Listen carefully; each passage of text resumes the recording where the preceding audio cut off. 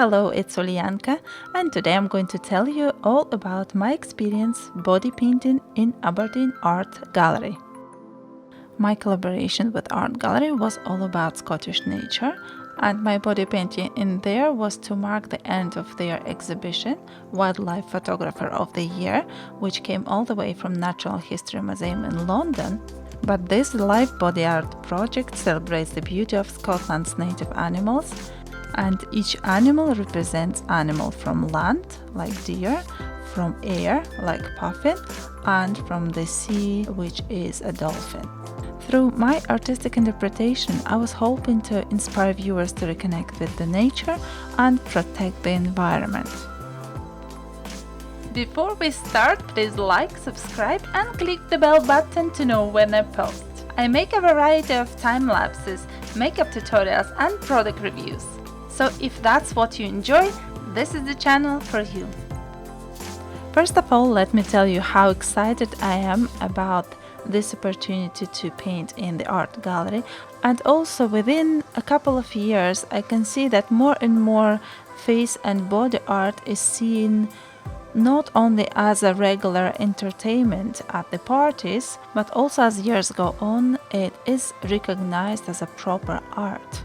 This live body painting project is a great example that this is happening, and I hope that my body painting works not only in art gallery but in general, together with all the other artists that are painting with the help of live models, will make body painting more recognized as a separate art form, and will make the body painting art more visible and more recognized by wider audiences. The idea behind my painting was to show the beauty of Scotland, and I was painting 3 different animals, and each animal will represent animals from land, air and water. They would reflect Scotland's rich biodiversity. My first animal was a deer. I was painting just across from Wildlife Photographer of the Year exhibition entrance. And my dear model is actually not only a model, she is also a very creative person. Birgit is also an author, a ghostwriter and a speaker.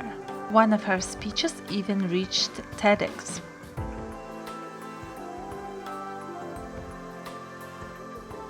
The position that I chose was rather challenging. Birgit stood most of the time, although when we had everything marked, Birgit could sit and have some rest, or when we weren't painting ears or antlers, she could have her hands down.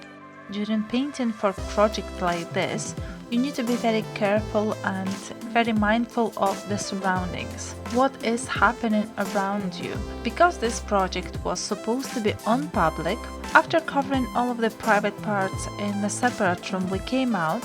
Apart from very obvious things that model is not turning with her back to the public, we need also to make sure that the viewer seeing the best possible result. But then when nobody is around, we don't need to be turning to the point of view where the viewer is supposed to be standing. But when there is somebody, we will put the hands up, or we would stand in a pose instead of sitting.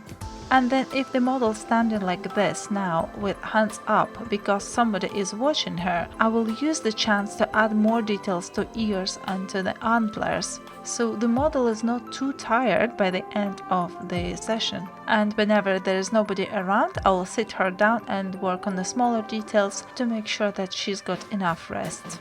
This is the end result of the deer, and I must say I was really pleased with how it came out. What do you think? We had so much fun, and at the end we even managed to add a red nose to make a reindeer out of it. Day 1 set the tone for the rest of the project, fun and creative, and Birgit made it an unforgettable debut for our stunning deer, and I couldn't have asked for a better start to the series.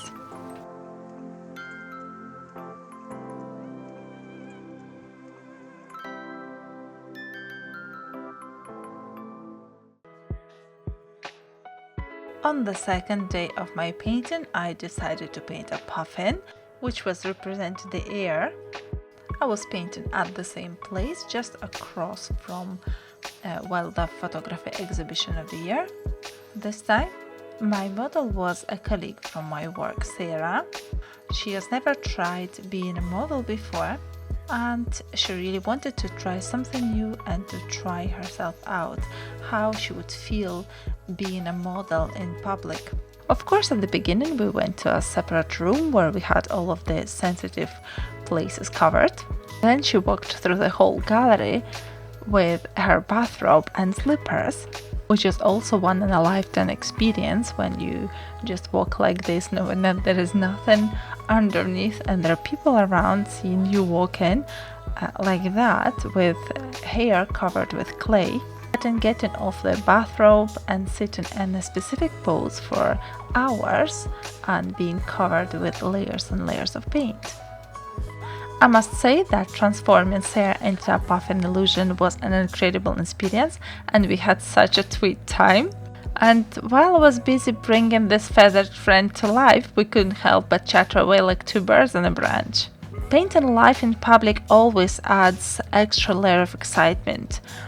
And while curious onlookers were stopping by to watch the puffin take its shape, Sarah was an absolute star, staying as steady as a perched bird while we laughed and shared stories. And this particular session reminded me that body art isn't just about creating, it's also about fun, the connections and memories made along the way.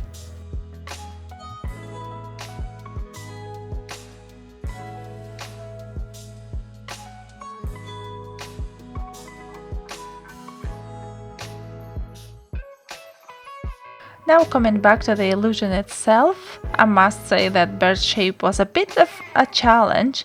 Its body turned out longer than expected and it wasn't the easiest to fit onto a human canvas. But hey, puffins have personality, and this one decided to strut its stuff with extra flair. I worked around the tricky proportions, and while it might not have been a perfect match, it was a great lesson in letting creativity take flight, literally. And as I said, the fun we had during the process more than made up for the design quirks. Huge thanks to Sarah for staying cheerful and steady as we created this puffin with a bit of stretch. Actually, a few people said that the puffin was their favorite creation. They especially loved the puffin's vibrant beak colors and the creativity of placing it on the bent arm, which added a dynamic touch to the design. It's always amazing to hear how the small details can make a big impact. By the way, model never can see what is painted on her from the side because of the different perspective, so it is always a surprise when I show her progress pictures.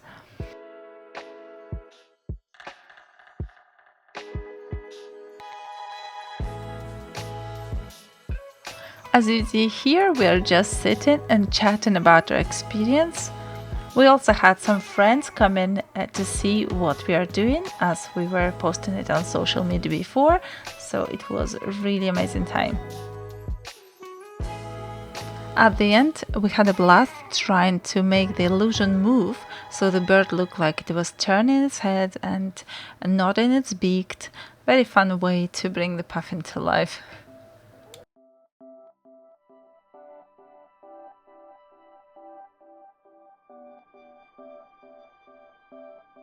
On the third day, we returned to the same spot, ready for a new challenge.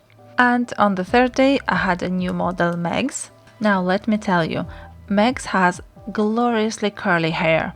It's the kind of a hair that turns heads wherever she goes, but for this project, oh, it was a whole different story. Imagine me trying to flatten them down, just using a wet clay, and to go undercover as a sleek bottlenose dolphin.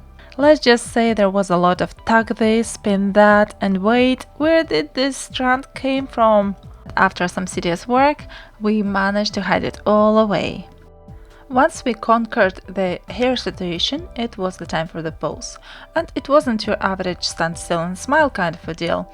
The body of the dolphin itself was quite easy to paint in just standing position.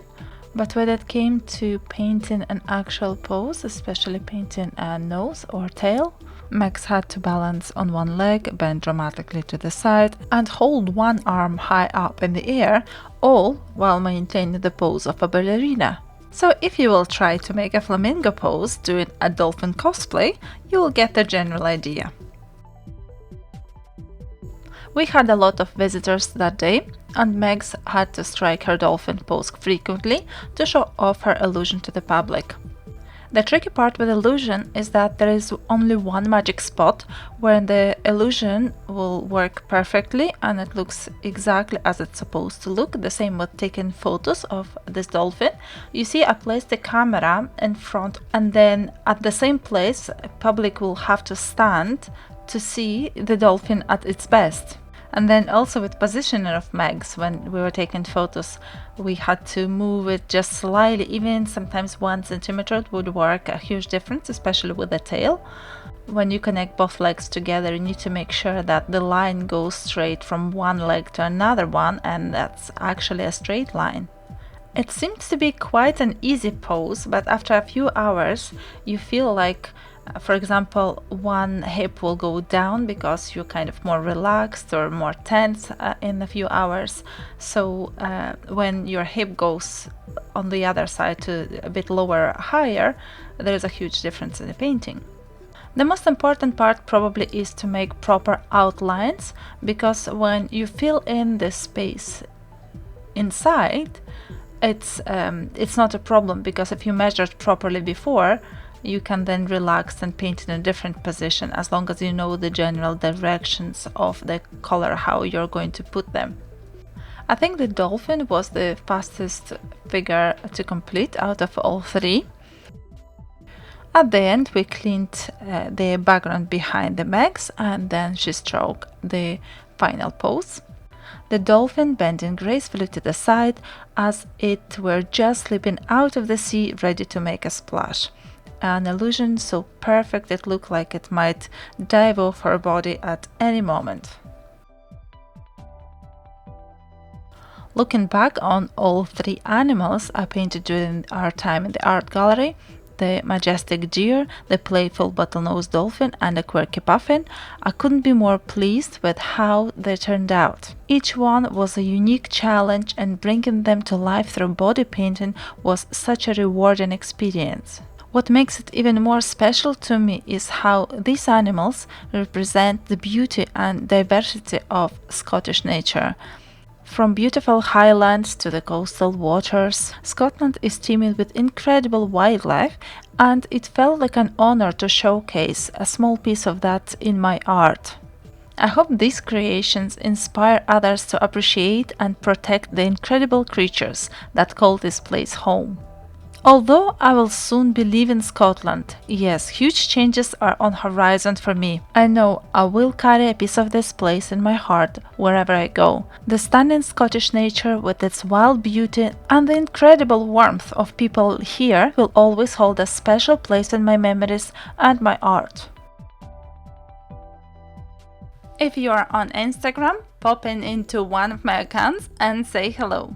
I do arts and crafts, face painting, creative makeup, and healthy food and travel. I hope to see you there!